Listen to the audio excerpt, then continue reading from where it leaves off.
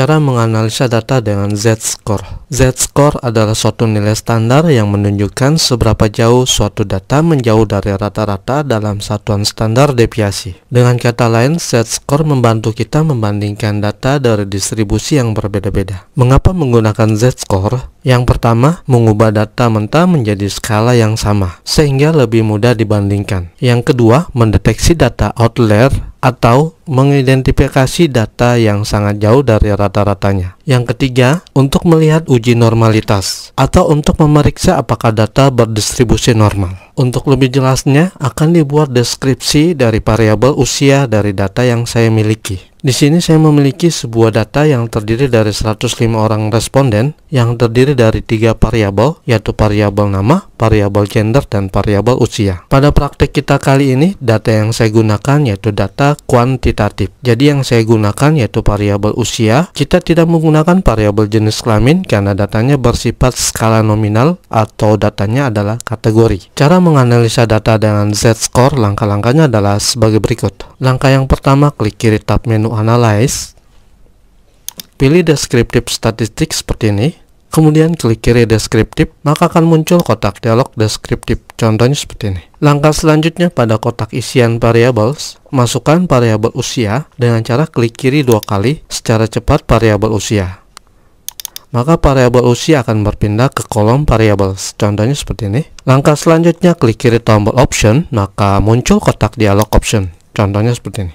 Pada kotak dialog option, terlihat beberapa pengaturan untuk data kuantitatif untuk menggambarkan ciri data statistik deskriptif. Langkah selanjutnya, kita akan menggunakan ukuran mean, standard deviation, minimum, dan maksimum. Untuk yang lain kita abaikan saja dulu. Selanjutnya, klik kiri tombol continue. Kita menggunakan maksimum, minimum, standar deviasi, dan mean. Setelah itu kita klik tombol continue. Langkah selanjutnya, klik kiri kotak Save Standard Base Value as Variable. Contohnya seperti ini. Kenapa saya mengaktifkan pengaturan save? Karena saya ingin selain ada output SPSS mengenai deskripsi data, saya juga menginginkan pada data auditor, pada data editor SPSS bertambah satu variabel baru. Langkah selanjutnya, klik kiri tombol OK. Maka hasil output SPSS-nya seperti ini. Output SPSS ini saya akan salin ke dalam bentuk gambar agar bisa ditampilkan bersamaan dengan tampilan data editor SPSS. Di data editor SPSS terlihat ditambahkan satu variabel baru yaitu Z-score dari usia. Analisis output SPSS adalah sebagai berikut. Untuk output yang pertama, telah saya bahas pada video tutorial SPSS yang ke-47 dan 48. Saya bahas di situ secara detail. Jadi teman-teman silahkan ditonton di bagian pembahasan output SPSS video tutorial 47 dan 48. Selanjutnya kita akan bahas variabel baru yaitu Z-score. Jadi nilai Z bisa dipakai untuk melihat secara cepat nilai mana yang menyimpang cukup jauh dari rata-ratanya, atau biasa disebut dengan data outlier. Jika suatu data berdistribusi normal, maka suatu nilai bisa distandardisasi dengan nilai Z. Untuk menghitung nilai Z dari hasil yang kita dapat dari olah data SPSS, yaitu kita gunakan rumus fungsi Z sebagai berikut. Z sama dengan nilai data ke-1 dikurangi dengan nilai min dari data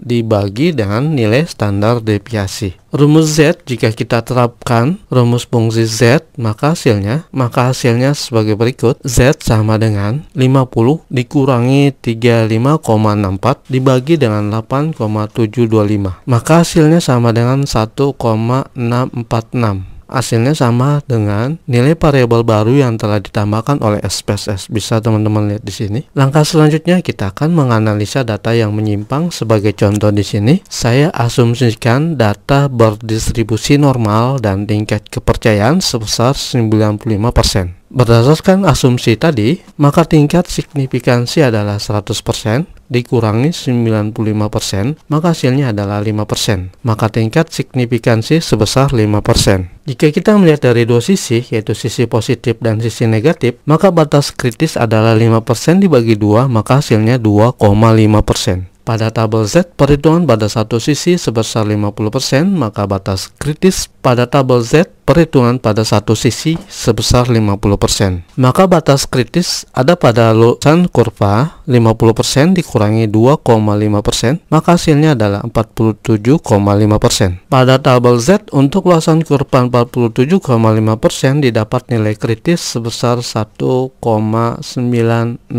Pada tabel Z, jadi dilihat pada tabel Z, untuk luasan kurva 47,5% didapat nilai kritis sebesar 1,96. Nilai 1,96 didapat pada tabel Z. Dari nilai variabel Z-score bisa dikatakan jika Z-score positif dan tidak melewati nilai kritis, maka dapat dikatakan bahwa data berada di atas nilai rata-rata. Contohnya di sini yaitu usia 50, nilai Z-score-nya yaitu 1,646. Jika Z-score negatif dan tidak melewati nilai kritis, maka dapat dikatakan bahwa data berada di bawah nilai rata-rata. Contohnya di sini yaitu usia 21, nilai Z-score-nya yaitu minus 1,677. Jika Z-score mendekati 0, baik positif maupun negatif, maka dapat dikatakan bahwa data dekat dengan nilai rata-rata. Contohnya di sini yaitu usia 35, nilai Z-score yaitu minus 0,073. Yang positifnya yaitu usia 36 dengan nilai Z-score yaitu 0,041. Jika Z-score melewati nilai kritisnya itu sebesar 1,96, baik negatif maupun positif, maka dapat dikatakan bahwa data tersebut sebagai outlier. Pada contoh data kita kali ini, tidak ditemukan data outlier. Baiklah teman-teman, seperti inilah menganalisa data dengan nilai Z-score di SPSS. Nah teman-teman, sampai di sini kita telah berhasil. Kita telah berhasil menganalisa Z-score. Demikianlah pembahasan kita kali ini. Semoga video ini bermanfaat, semoga sukses dan sehat selalu. Sampai ketemu pada video tutorial selanjutnya. Terima kasih sudah menonton.